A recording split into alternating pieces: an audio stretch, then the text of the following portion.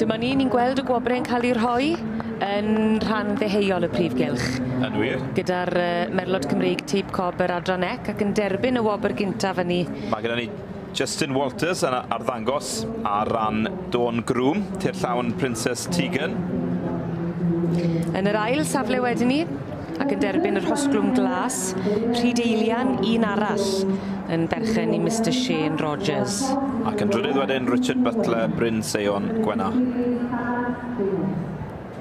Bwysig bod yr hosglwm yn aros yn sownd pan mae'n cael ei glymu. Felly yr enillydd, Justin Walters o Dde Cymru. Wedi cael llwyddiant yma ddoe gyda tir llawn Rolls-Royce hefyd. Fe oedd perchennog y ceffyl hynny dan gyfrwy.